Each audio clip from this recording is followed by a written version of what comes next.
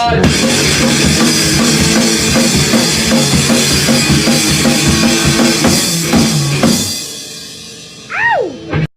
hello, our party ghouls and goblins and all our fans in internet land and beyond. I am your host, Damon Estacado. I'm here with my buddy from Another Nutty. On the left-hand side, Rob the movie guy. How you doing, Rob? I'm doing well. How are you doing so far? Can't complain. I can't wait to get into this review. I know it's been a while since you've seen this movie. It's been some time, and I can't wait to get into it. This is going to be a two-parter. This is part one of our review of The Witches, and we'll be taking care of the remake on a part two later on. Right. So without further ado, before we get into our thoughts, let's roll the trailer here real quick. Roll it.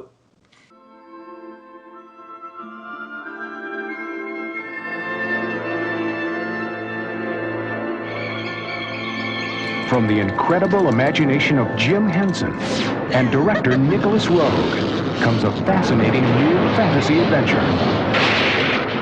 The Witches. For when a little boy accidentally stumbles into their secret world, he finds they've got a lot more power than he ever imagined.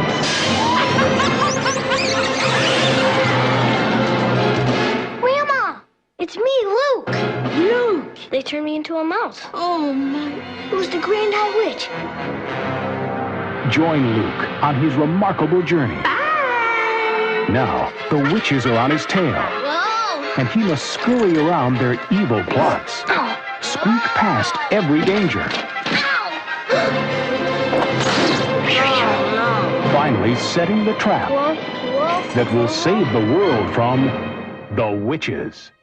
You are in for a treat. We must stop them. And there you have it, the trailer for the 1990 classic, The Witches. As you could tell, through the trailer as well, Jim Henson's productions have a great deal here with some of the practical effects here, which I think helped the movie here a lot. But not only that, Miss Angelica Houston's portrayal of the Grand High Witch. She's a witch. Witch does a fantastic job. Sorry, I was, harnessing my inner Grand High Witch there. But yeah, there you have it. Rob, what did you think of the film? I know it's been a while since you've seen it. Right. Well, when you had told me that you wanted to see the film, I think I did at the time tell you that I had not seen this movie. You were like, you should watch it. This is a great movie. So I was like, all right. Look into it. Having watched it now for this review, I do remember that I have seen this film way, way, way, way back in the day. So I remember certain scenes, especially with that one scene involving that rich British kid who turns into a mice. So I was like, oh, I remember that sequence right there. But anyway, coming across this film now, I actually was very charmed by this movie. I liked it a great deal. But of course, we'll get into our thoughts deeper into this film. But your take on this movie, because I know that you were introduced to this film at around the same age as myself. So your take on that. I loved it, man. The film all based on Roald Dahl's book, The Witches. One of his first books that was actually turned into a movie. Well, second if you count Charlie and the Chocolate Factory, but one of his books that were turned into a movie. So it's based on that source material. Didn't really do that well in the box office. No, oddly enough. But it did gain her a cult following over the years because of just how dark a kids movie this is. It's for me, it's one of those. It stands up pretty well, even just story wise and practical effect wise. It's actually not that bad of a movie. Yes, it's a bit aged, but not as bad as you think it'd be. No, I agree too. I don't know about it being too dark though, but I see some of the dark elements in terms of like the transformations of the character, which are more scary visually. I think, especially with the reveal of the witch. But it never has this like dark overtone to it. There's no overcast. It's a bright. Oh yeah, absolutely. But some of the tones, especially with some tones of the story, and the use of kid body horror in a way, the way that only Jim Henson could pull off at that time was fantastic. And the opening story where the mother's telling, the grandmother, is telling her grandson about witches and how they're real and how she was best friends with this one girl who ended up being trapped in a painting and slowly over time starts aging. You see her fade away. That was a haunting story, man. It That is, was but it never went anywhere. Though you'd think that them bringing it up in the movie that it would lead somewhere, especially towards the end, but it never did. But you're right; it was a very compelling story because you're yeah, seeing all the contrast of like a lot of the brightness that's being told in that environment. But I agree that the darkness that comes from it is like it's the mostly the hidden tone. darkness, right? The hidden darkness, that hidden darkness inside, I guess, each individual and the turmoil that they're going through. But you don't see that. You just see colors, and Yeah. you're seeing beautiful paintings. You're seeing greenery. You're seeing all this like nice stuff, but there's some dark shit going on inside. And I agree in that regard that it was dark in that sense, which is why it's kind of like a misguided. No, I wouldn't say misguided. It's kind of a misdirection because you're seeing all this brightness in this movie, but there's a lot of crazy dark shit that's going on, especially with the witches. But there's a lot of comedy elements and a lot of humor behind those acting and storytelling. But there's that dark undertone that is definitely there. But upon looking at it just on the imagery alone, you don't get that vibe at all whatsoever. So I thought that the movie did a great job in balancing that out with the contrast of bright colors and all the real shit that's going underneath all that. So I thought that was done beautifully. But you want to get into the plot here because I know the film starts off with the grandmother getting into what the whole overall plot is about, explaining to her grandson of the existence of witch. So maybe you want to elaborate a little further for anyone who's not seen the film to kind of get into what the film is about. Well, I mean, like I said earlier, it is based on the children's book written by Roald Dahl, The Witches. And it follows the plot pretty much as close as possible. They do detract a little bit here, but it's about a little boy, Luke, who is being told these stories about witches by his grandmother, Helga. And eventually he becomes orphaned because and he's being taken care of by his grandmother afterwards, eventually leading them to this hotel where eventually come to find out that the witches that his grandmother has been telling him about are real, and once he figured out what their true plot is, how he plans to spoil that and kind of get stop them from initiating their plan. But in the meantime, the reason why he has to stop is because he gets himself turns into a mouse and has to kind of stop all this while being turned into a mouse and find a way to get turned back. Yeah, and I think that movie did a great job in introducing that the plot itself, because it's just her experiences and sharing her experiences with the witches growing up, and then sharing that to her grandson, who then himself comes to interaction with it, who is trying to entice him to some candy, and you see that little interaction there. And of course, he tells his grandmother, and the grandmother believes what's going on because of her past experiences. And then we also get that movie, the characters moving in from her home into the hotel, and that's really where the story picks up from there. And that's where all the revelations come out about the head witch being there and all the other witches that are coming to this conference that they are gonna have with this head witch. And that's where all hell breaks loose there. This, for me, is really where the film is forming its bread and butter, because that's really where the core of the story takes place at. And as we mentioned before about the bright colors and the misdirection of like thinking that everything is fine on surface, but underneath all that, there's some really crazy shit that's going on, especially with the reveal of Angelica Houston's character, who I'm not sure if you can see in the background because I know our screens are split up, but you have her back there and beautifully done right there. She's a gorgeous woman in this movie. Yes. And once she turns into a witch, and seeing her being the head witch, you feel that threat. Like, oh, okay, this is the big boss right here. Yeah. And I thought that they executed that so well, because that misdirection, and she's so gorgeous looking, she's full of herself, she's very standoffish, and she clearly thinks she's above everybody else, even her own witches.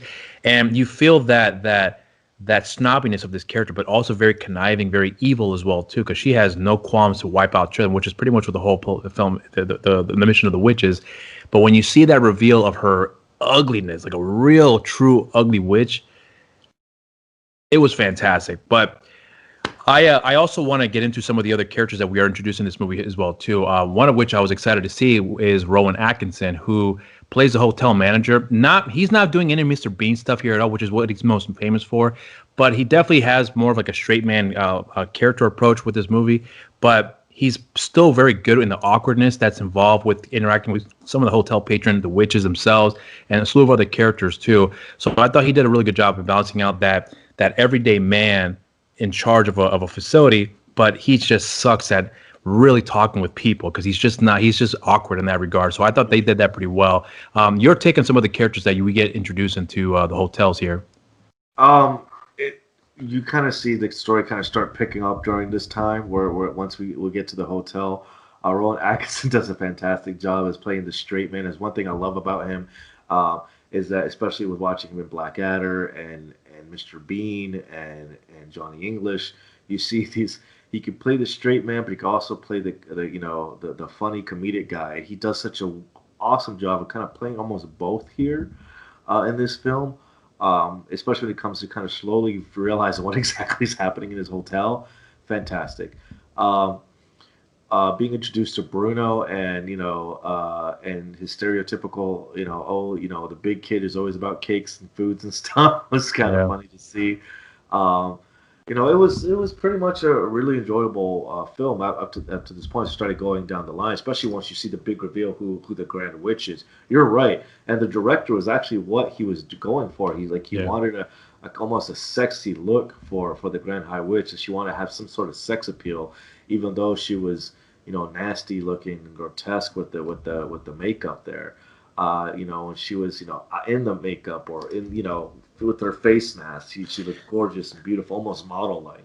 Yeah, and from what I've read on the makeup process, it took which is crazy to hear, 6 hours to put on, and then having to shoot for 12, 13 hours in a day. So, and then it took another 6 hours to remove that. So you have a period of 12 hours where it takes to put on the makeup and then to take it off. So you got half a day spent on that, and then having to spend another 13, 14 hours on the set with all the hot lights and whatnot. I don't know if I could ever tolerate something like that. So I give her a lot of props for putting in the work, and it pays off well, I think, for me and for you as well too. And I'm sure many other people who love this movie. But Angelica Houston, oh man, that woman is a very dedicated actress, and I don't think a lot of people may realize how much work she puts into this film, and it definitely shows in this movie. Even when she's in that makeup, you can still see her expression with the work with the wonderful work of Jim Henson's animatronics and whatnot, and the makeup. I think they did a really good job. Her performance was amazing. Especially that makeup on. She really put the character through. You could really feel that she was this menacing force. Yeah, to be dealt with. And then we also get the introduction of all the other witches too. One of which I remember the grandmother reveals that witches are bald in real life, and they have these long fingernails and whatever else, other features that they hide from the everyday public.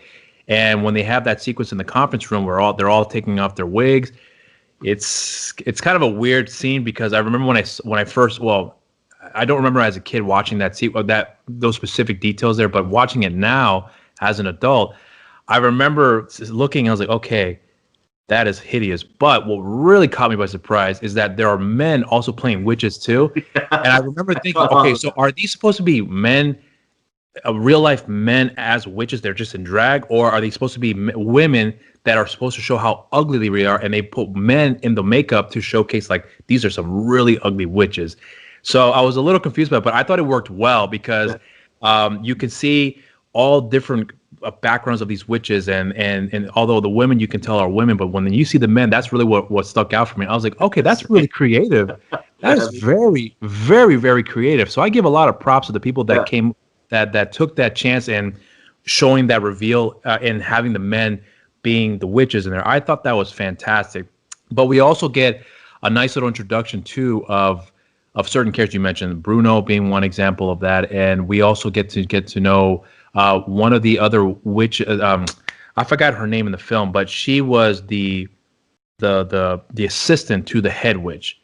Although she's in the film for a good portion of the hotel scenes, but her arc, which I know we'll get into later here, I thought was good, where she's serving the High Witch, and then you see her transition as the story progresses here. I was really interested in her character a little bit, and I kind of wish we got a little bit more of her, but I'll definitely get into that later on. I don't know if you want to add on to that for some of the introduction of the witches that we come across here, especially in Yeah, that scene. she's That one was of the like she was like essentially helping them, but eventually at the end, when she's not allowed to the conference or the celebration, she quits.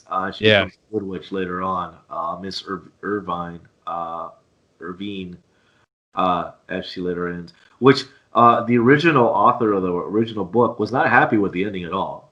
Um, about there that. was actually two versions of the ending that were made for this film. One that stuck original close to his actual book, and the one that the director finally chose at the end. And when the writer of the book, Dahl, saw what he did, he was really upset about it. He's like, it was utterly appalling, is what he said. He was not happy with that version of the film. He wanted more to stick close to his book, uh, and he almost tried to stop the film because of it. Well, I heard that Jim Henson also urged Dahl to not shit on the film, and with his encouragement to, hey, take it easy, look what they've done, understand where they're coming from. That's kind of the general gist of what I've got from that particular interaction between the two people there. It certainly showed that. I remember reading that he kind of changed his tune. Now I don't know if that tune stayed the same since its release. I don't know if he has any change of opinion of the overall final product. But there was a point where he was shitting on the film. Then he with Jim Henson's involvement. It's okay, relax, we got this. Just let the man do his job. And he's like, all right, cool, I'll stop. And he did, but who knows? I don't know if he still kept with that thought process there. But that's one of the things that I was curious for you to elaborate on, because I know that you've read the book and you made some highlights about It's where. been a while since I read the book. But Wait, yeah, what do you remember though? Do you remember that what they did in the movie? Have they stuck at least close enough to the source yeah, material? do I remember because I remember watching the movie first as a kid and then realizing it was a book later on in middle school, like no, like in grade school. I eventually picking up the book because like I loved the author. I loved James and the Giant Peach.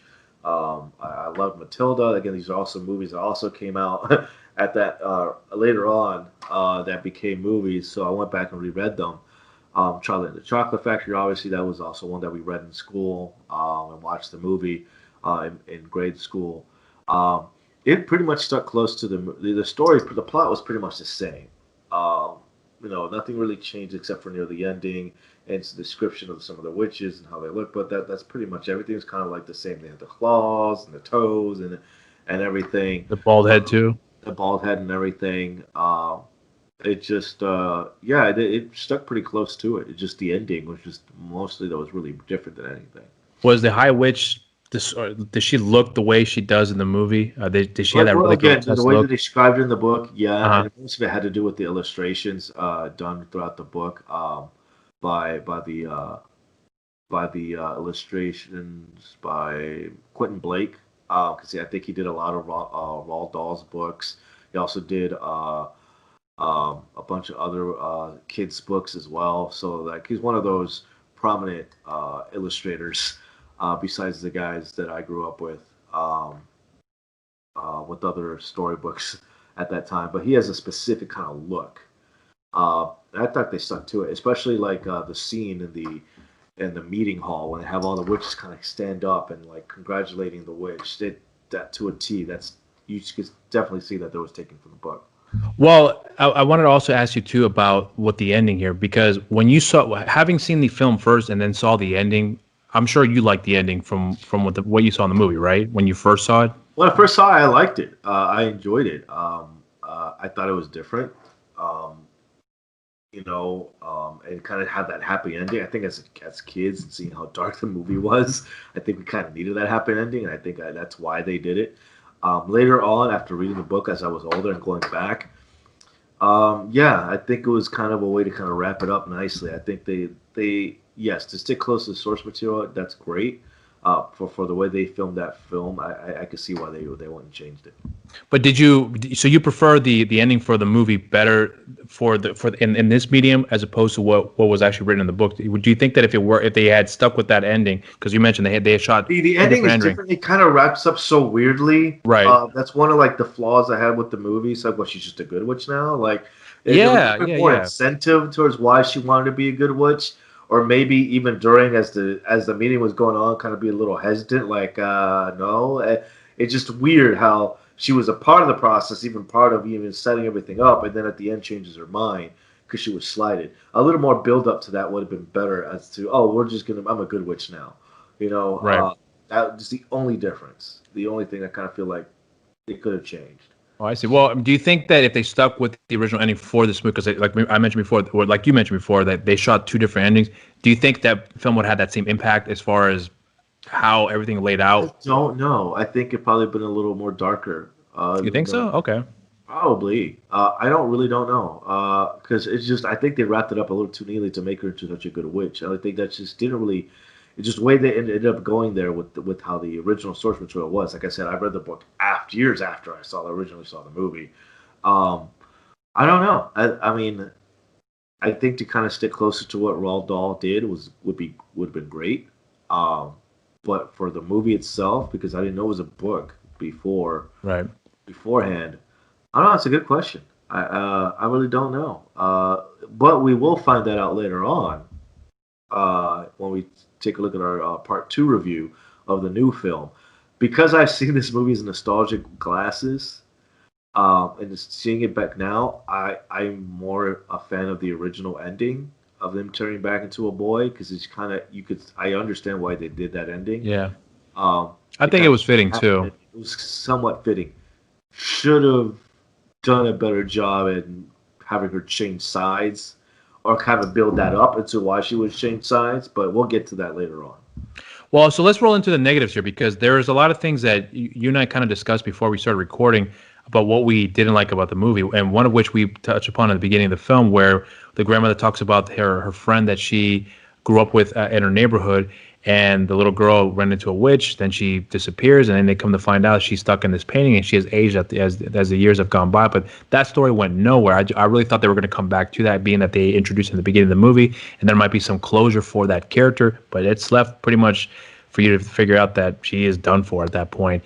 But we also mentioned about the assistant working with the head witch and how she all of a sudden abruptly goes from being a bad witch to a good witch, and that really didn't kind of came out of nowhere. And then we also have certain relationships with certain characters. Rowan Atkinson's general manager character, where he has a relationship with one of the employees there, who is one of the maids, I believe. And there's a sequence with her where she takes the potion that turns the kids into mices, and then she thinks it's perfume and puts it on her neck, and then hair starts to grow out on the side of her. And you would think that that would lead to somewhere, but it was a funny little moment where he tries to kiss her. When he noticed that the hair's on her neck, he's like, "Oh, fuck this," and walks away and just leaves her. I thought that was hilarious, but it never Yeah. comes back to that, which I thought was a shame because you kind of had this build up to this relationship, which was introduced, but then you don't get any follow up with that.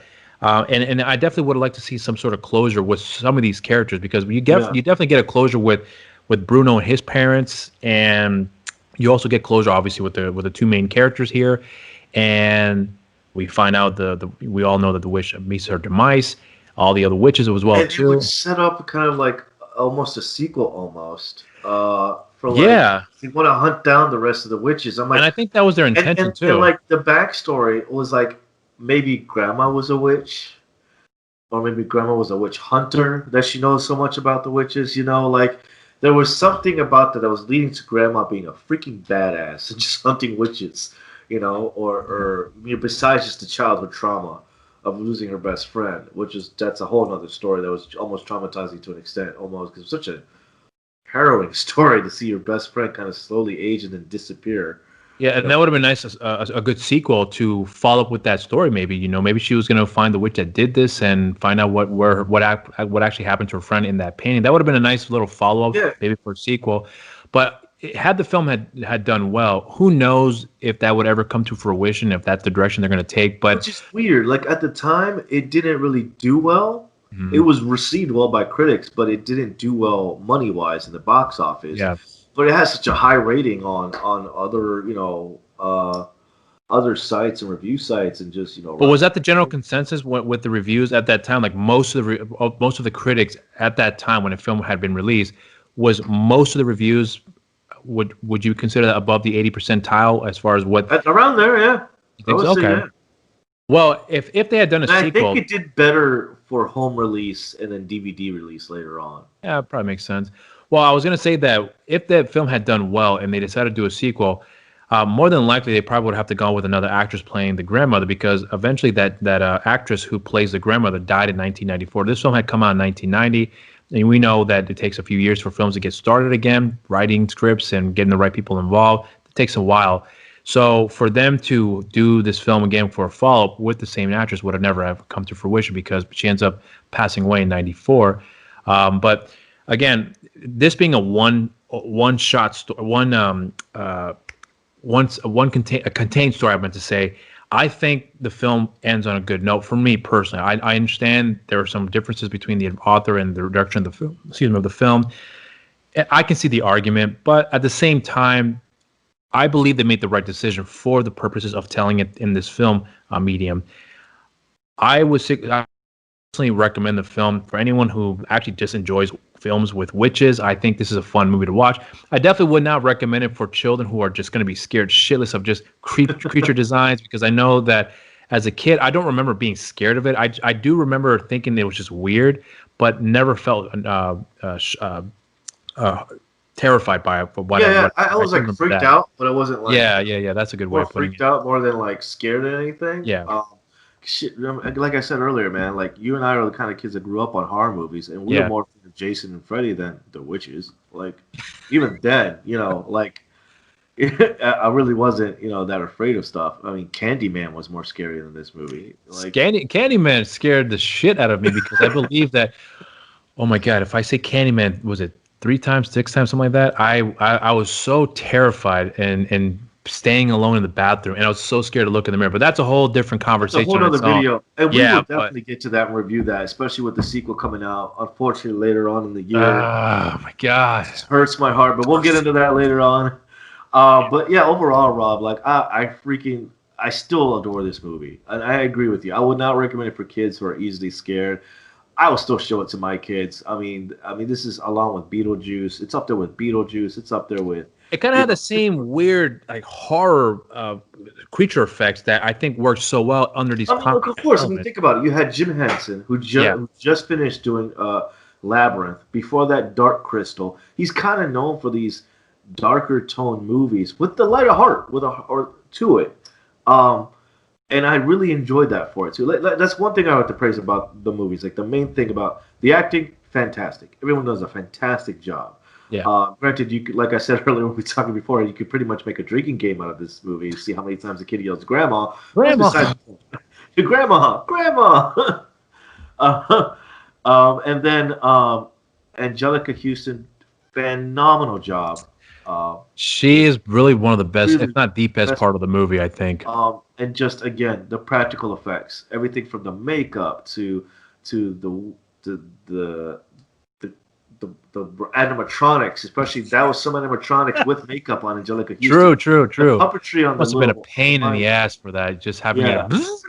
Oh God, I can't imagine what she had to go through for that. Poor woman. But props to her, man. She definitely kicked it out of the park for me, and I think a lot of people would have to agree with her on.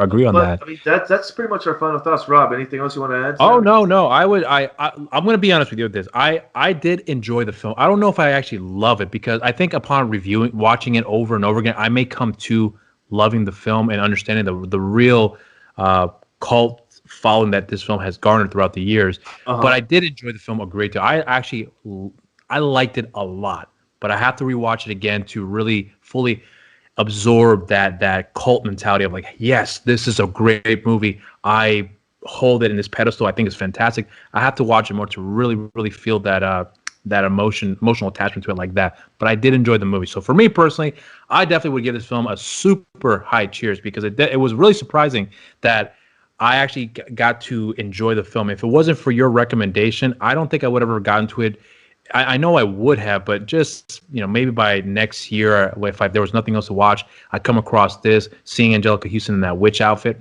I probably would have just watched it based off of that alone, which I almost did. But with your insistence on it, I was like, all right, I've got an incentive now, and I'm glad you were very you were insistent on for me to watch it because I did enjoy the film a great deal. I went off on a tangent, but you catch my drift here. All right, excellent. Well, there you have it, folks. That's our final thoughts on The Witches. This is our part 1 review. We'll be releasing our part 2 shortly after this. If you love what me and Rob are doing here, please hit that like and subscribe. And where else can they follow us, Rob, for any more information? Well, you could follow us here on our social media accounts. On Facebook and on Instagram, we have New Release Wednesdays on there. And on Twitter, at the NRW. You can follow myself on my social media accounts on Instagram, Rob_Medina0585. On Twitter, RobMedina0585. And on Facebook, Rob the Movie Guy. That took a lot out of me. Where can they follow you, good sir? You can follow me on my Instagram or my Twitter on David Is Disaster. You can follow me on my personal Facebook page of David A. Estacado. Full name there. Make sure you have a little accent over the A. You can follow me there when I talk about everything else about indie wrestling going on and the happenings here in the North Carolinas and Virginia, and everything else pop culture within the area. Talking about comic books, movies, anything else I'm into as well. And sometimes see me get into it with Rob over movies and music sometimes.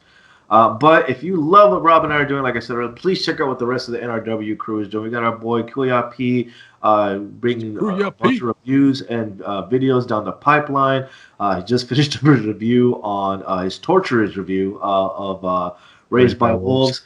And him and his boy are starting up on Utopia. Definitely take a look out, especially the series itself. If you love The Boys, and you got to follow up with Utopia, you got to definitely check that out. But besides that, I mean, we pretty much love we're doing this. Please come back.